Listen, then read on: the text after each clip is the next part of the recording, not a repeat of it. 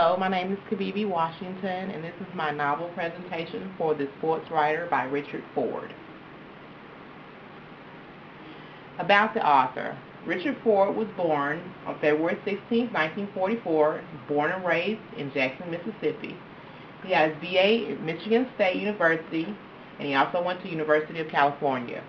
Some awards that he's received is the National Endowment of Arts. He's also received a Pulitzer Prize for literature in the sequel to this book, The Sports Writer, which was Independence Day. Most popular books would be the Frank Buscema trilogy. The Sports Writer was the first, Independence Day, and then The Lay of the Land. His other important works would be his first novel, A Piece of My Heart, The Ultimate Good Luck, Wildlife, Canada, and some of his short stories include Rock Springs, Woman with Men, A Multitude of Sins, and Vintage Ford. I forgot to add, Canada is scheduled to be released this month. This is his latest novel. Oh, no, that's not right. What do I do, Jay? Click no. The Sports Writer is a plot. Is pretty much about the life of Frank's boss. He's a novelist whose life, he lost his son to a chronic disease, and after that he went into a state of dreaminess, and he ended up doing a lot of things that ended his marriage, and he's just kind of living with and learning how to deal with things.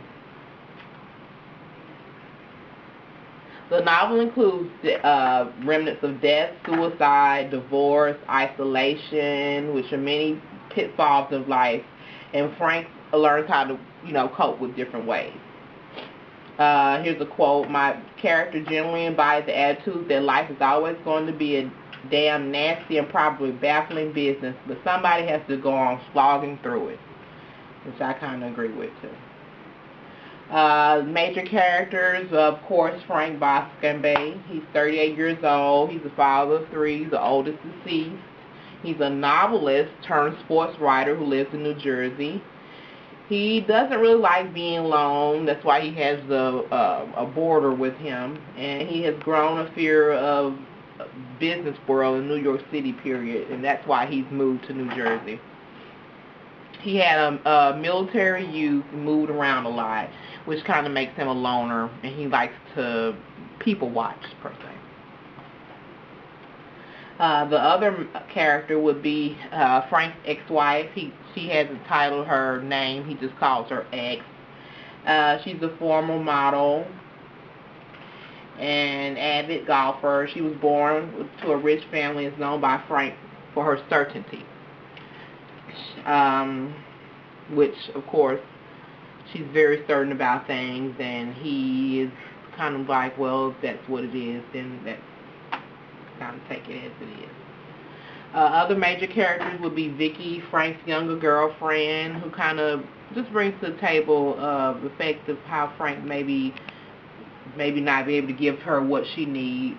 And Walter Luckett was an acquaintance of his that he met through the divorced man's group that he attended. Excuse me. Walter Luckett ended up committing suicide and sending him a letter later on about, just wanting him to explain things to his daughter.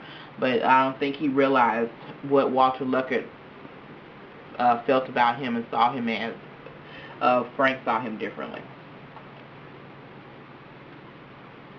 Around that time when this novel was written, which was in the 80s, Reagan, U.S. bombed Libya, the end of the Cold War is marked with the Gorbachev tearing down the walls.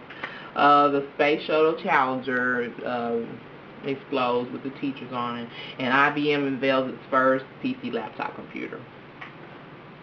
The things that occur in this postmodernism literature themes that stem throughout sports writers. Things are as they are with no particular explanation. Learning to accept life's pitfalls is the lesson. There are no transcendent themes in life. Isolation. Frank spends a lot of his time alone, as I said, people watching, and he also spends a lot of time in dreaming state. He admires people who are able to be within themselves, and his ex tells him how he was awful in relationships because she also saw that he was better off just being alone. The dreaminess theme. This theme is throughout the novel. It's kind of like when he comes into a area, he even describes how he doesn't remember who his wife was when he woke up. And it's kind of a not real life area, but it's the area in his head where he feels like maybe he needs to achieve things. And what he describes as dreaminess is, among other things, a state of suspended recognition and a response to too much useless and complicated faculties. My evaluation, I think some of the good things about the book were that the characters are real and they're easy to relate to. They're not this big hero that everyone is proud of and that can. And then the narrator, he's very easy to understand. The cons, the long drawn out descriptions of inanimate objects were very irritating, and the rambling on kind of made me forget what the topic was originally about. Personally, I appreciate the reliability of the main character, Frank Viscount offers readers. He isn't the hero and has a status that you could attain. I would not reread this novel anytime soon because of the long drawn out descriptions. Kind of hard to follow. However, I will recommend that this novel should be read by at least be on one's bucket list of literature. Thank you.